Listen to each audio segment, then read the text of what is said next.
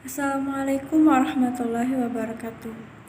Kami dari kelompok 8 akan mempresentasikan mengenai materi psikologi komunikasi, yaitu ruang publik dan psikologi komunikasi. Anggota dari kelompok 8 yaitu saya sendiri, Tiara Putri Adnin, NIM 2007016012,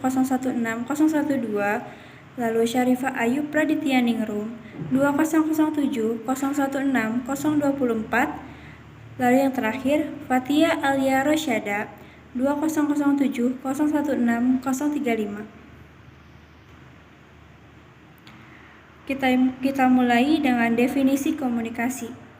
Danimo pada tahun 1978 menjelaskan komunikasi adalah pengalihan informasi untuk memperoleh tanggapan, pengordinasian makna antara seseorang dengan khalayak, saling berbagi informasi, gagasan atau sikap, saling berbagi unsur-unsur perilaku atau modus kehidupan melalui perangkat aturan, proses penyampaian suatu pesan oleh seseorang kepada orang lain untuk memberitahu atau mengubah sikap, pendapat, perilaku, baik langsung maupun tidak langsung.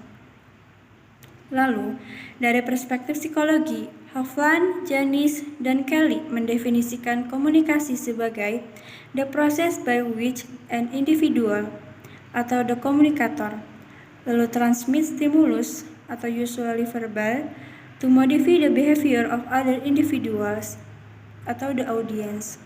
Dalam konteks ini, psikologi mencoba menganalisis komunikasi antar individu. Bagaimana pesan yang disampaikan menjadi stimulus yang menimbulkan respon bagi individu lain. Bagaimana lambang-lambang dapat bermakna dan bisa mengubah perilaku orang lain. Selanjutnya kita beralih pada definisi ruang publik dan bentuk ruang publik. Konsep tentang ruang publik atau public sphere pada awalnya dikemukakan oleh Jürgen Habermas, seorang filsuf mazhab Frankfurt yang berasal dari Jerman. Menurut Habermas, ruang publik adalah ruang di mana warga negara bisa berunding mengenai hubungan bersama mereka sehingga merupakan sebuah arena institusi untuk berinteraksi pada hal-hal yang berbeda. Menurut Carr dalam Prancis tahun 2012, ruang publik yang baik harus bersifat responsif, demokratis, dan bermakna. Ruang publik yang responsif artinya dapat digunakan untuk berbagai kegiatan dan kepentingan, sedangkan yang dimaksud dengan demokratis yaitu ruang publik dapat dimanfaatkan pengunjung tanpa adanya perbedaan sosial, ekonomi, dan budaya.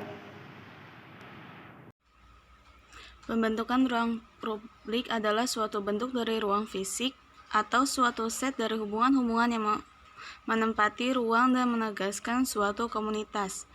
Berhubungan dengan bagian-bagian pada lingkungan alam dan binaan, publik dan privat, internal dan eksternal, perkotaan dan pedesaan, di mana masyarakat umum mendapatkan akses secara bebas. Berdasarkan proses pembentukannya, Brodin membagi ruang publik menjadi 3. Yang pertama, ruang publik metaphorical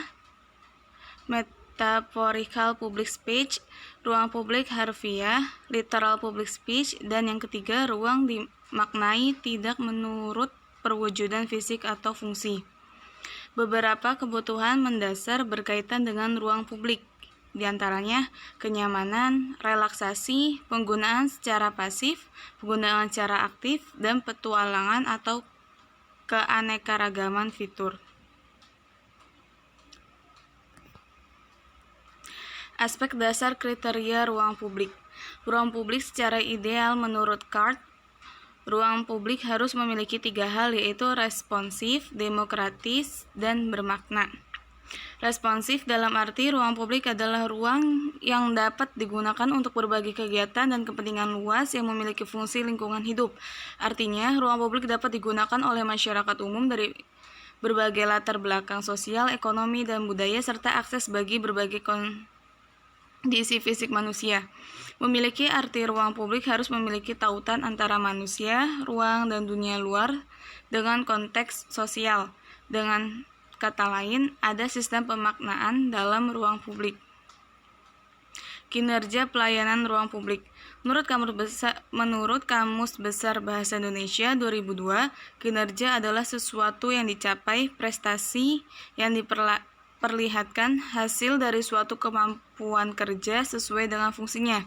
Menurut pendapat Danisworo, kenyamanan dan keselamatan merupakan variabel yang utama dalam indikator responsibilitas.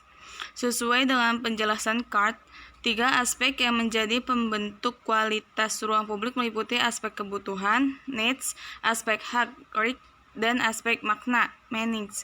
Ketiga aspek tersebut secara berurutan akan sangat menentukan sejauh mana tingkat responsibility, demokrati, dan meaningful suatu ruang publik kota. Peningkatan kualitas ruang publik.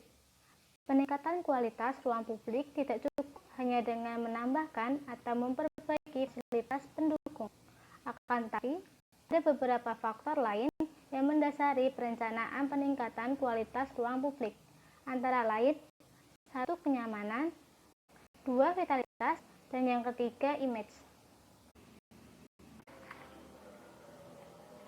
Pers sebagai ruang publik. Mata rantai kerangka pemikiran media pers dan civil society dimulai dengan proses untuk mengembangkan pemahaman dan pendapat tentang masalah publik kalangan warga masyarakat. Dari sini, warga perlu mendapat informasi yang bebas dan benar mengenai masalah tersebut. Masalah public issue dapat diartikan secara sederhana sebagai fakta atau kejadian dalam kehidupan masyarakat yang bersentuhan dengan institusi di ruang publik, baik secara politik, ekonomi, maupun kultural. Dalam hal ini dilihat lebih spesifik dari kebijakan dan pelayanan publik oleh pemerintah lokal melalui interaksi institusi eksekutif dan legislatif.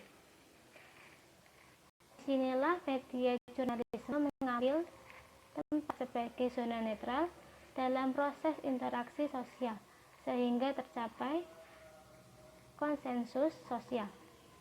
Konsensus sosial pada dasarnya penerimaan atas dasar akal sehat, common sense, dan rasionalitas atas posisi suatu isu publik. Sekian dari kelompok kami. Bila ada kesalahan, mohon maaf. Wassalamualaikum warahmatullahi wabarakatuh.